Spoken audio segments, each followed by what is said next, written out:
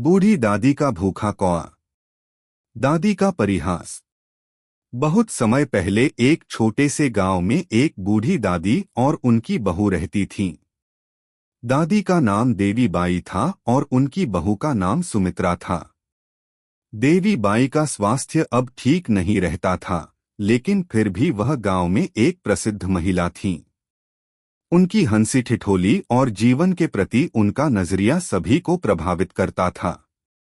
अगर आप अपनी माँ से प्यार करते हो और उनको हमेशा खुश देखना चाहते हो तो चैनल को सब्सक्राइब करो, लाइक करो, जय माता दी कमेंट करो। बहुत ही जल्द आपको खुशखबरी मिलेगी। प्लीज वीडियो को लास्ट तक जरूर देखें। अब आगे सुने। सुमित्रा ने शादी के बाद से ही देवी बाई की सेवा की थी। वह एक समझदार और सहनशील महिला थीं, जो सास की हर इच्छा को मानती थीं। दोनों का रिश्ता बहुत मधुर था और उनकी आंखों में एक दूसरे के प्रति बहुत प्यार था।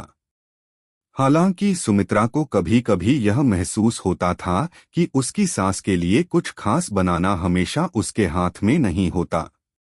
कभी कभी दादी को अपनी पुरानी यादों का हवाला देते हुए कुछ खास खाने की इच्छा होती थी।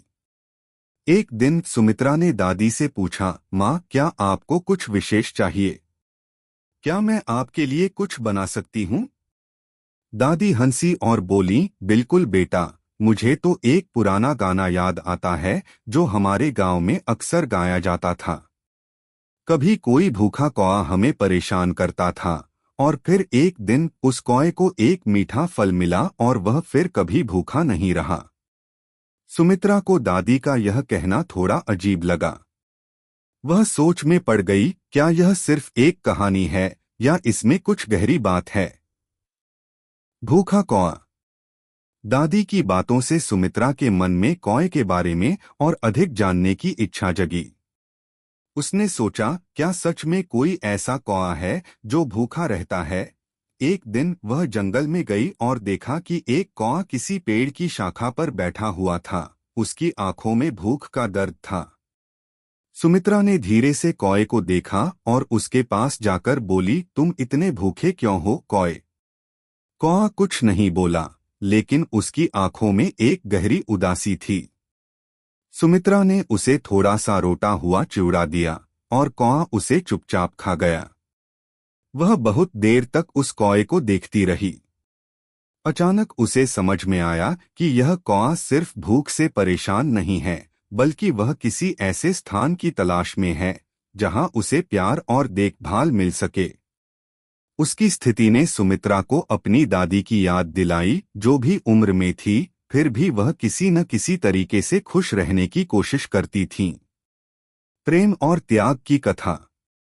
सुमित्रा घर लौट आई और दादी से कहा, माँ, मुझे याद आया कि आपने कुछ दिन पहले भूखे कौए के बारे में बात की थी। मैंने उसे देखा और उसे भोजन दिया। वह खुश था, लेकिन फिर मुझे यह एहसास हुआ कि जीवन में कभी न कभी हमें उस भूखे कौए जैसा ही महसूस होता है। कभी कभी हम सास और बहू के रिश्ते में भी ऐसा ही महसूस करते हैं। कभी कोई प्यार नहीं मिलता, कभी हमें कुछ नहीं मिलता, लेकिन हमें उम्मीद नहीं खोनी चाहिए। दादी की आंखों में आंसू थे, लेकिन उनकी मुस्कान भी खिली हुई थी। वह बोली, बिल्कुल बेटा, तुम्हारी बात सही है। एक समय था जब मैं भी भूखी थी, लेकिन किसी ने मुझे समय, प्यार और देखभाल दी। उसी समय मैंने सीखा कि प्यार सिर्फ खाने पीने तक सीमित नहीं होता, बल्कि वह एक दूसरे के साथ बिताए गए समय और समझ का नाम है। जीवन का अनमोल उपहार। सुमित्रा और देवी बाई ने उस दिन एक खास संकल्प लिया।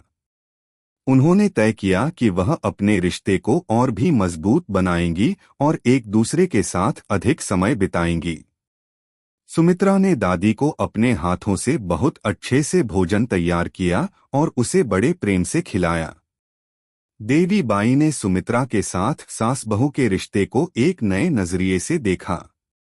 दिन बीतते गए और दोनों का रिश्ता पहले से भी अधिक मधुर हो गया। गांव में लोग दोनों की परस्पर समझ और प्यार को देखकर प्रभावित होते थे।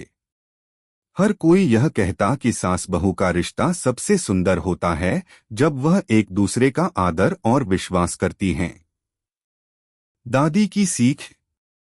एक दिन जब देवी बाई का स्वास्थ्य बहुत खराब हो गया तो सुमित्रा ने अपनी सास की सेवा में कोई कसर नहीं छोड़ी।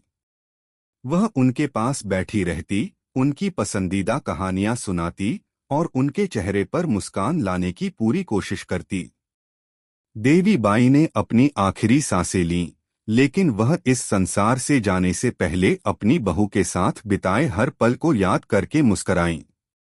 उनकी कहानी अब गांव में एक प्रेरणा बन गई। लोग कहते थे, बूढ़ी दादी का भूखा कौआ एक ऐसा प्रतीक है जो हमें सिखाता है कि जीवन में कभी न कभी हमें दूसरों का ध्यान रखना चाहिए और साथ ही हमें अपने रिश्तों को भी सहेजना चाहिए। समाप्त। यह कहानी हमें सिखाती है कि रिश्तों में प्यार और समझ होना कितना महत्वपूर्ण है और हमें कभी भी किसी की सहायता करने का अवसर नहीं गंवाना चाहिए।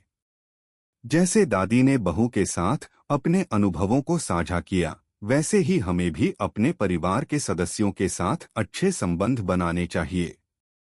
कैसी लगी आपको कहानी? प्लीज कमेंट करो, लाइक करो, सब्सक्राइब करो। धन्यवाद।